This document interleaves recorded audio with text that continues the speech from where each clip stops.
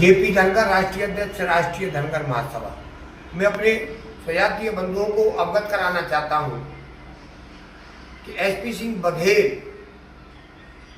कहते हैं कि मैं इस भोले वाले समाज का एकमात्र नेता हूं। ये उसकी बिल्कुल गलत है।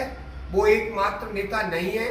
समाज की विषम परिस्थितियां रही, समाज की मजबूरियां रही कि उसको जब ये चुनाव लड़ा तो वोट दिया, लेकिन इसका उन्होंने नाजायज फायदा उठाया और धनगर का प्रमाण पत्र पहले विरोध किया, फिर धनगर का प्रमाण पत्र बनवाया और आज अपने दो तीन बार सर्टिफिकेट आगरा से बनवा लिए, और लेकिन समाज का नहीं बनने दे रहा है, न कोई बनवाया, यहाँ तक के विरोध करते हैं।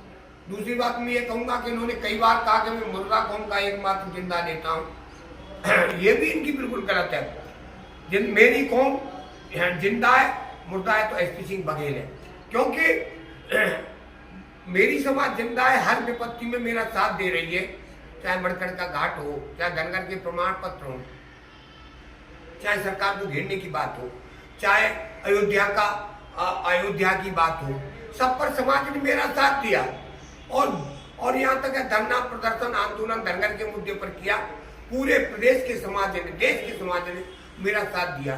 तो इसका मतलब एकमात्र जिंदा नेता जेपी धनगर है। मेरी कौम जिंदा है, जो मेरी जिंदा और मैं जेपी उसका साथ दे रहा हूँ, तो समाज ने मुझे एकमात्र नेता मान लिया। मैं समाज के लिए हमेशा लड़ता रहूंगा, धनगर प्रमाण पत्र बनवाऊंगा, चाहे मुझे इसमें जान की बाजी लड़ना है। और जब भी समाज पर कोई विपत्ति आएगा, मैं बीच खेत रहूंगा। यहाँ तक है कि चाहे वो कौशाम्बी का मामला हो, और चाहे वो अयोध्या का मामला हो, चाहे बनारस का लड़की का मामला हो, चाहे वो आगरा का मामला हो, मैंने हमेशा समाज का साथ दिया। तो ये जो आगरा का सांसद है एसपी सिंह बघेल, भारत सरकार में मंत्री है, तो ये गूंगा बहरा है, कैसा है, तो क्यों नहीं बोलता है? अगर नहीं बोलता तो त्याग पत्र दे।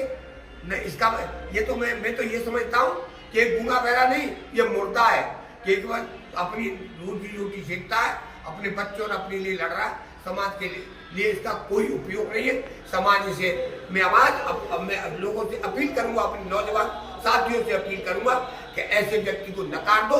जेपी धनगर नेता है, मानिए, मैं आपके प्रमाण पत्र दूंगा, मैं आपका समय पर साथ दूंगा, चाहे इसके लिए मुझे कुछ भी करना पड़े।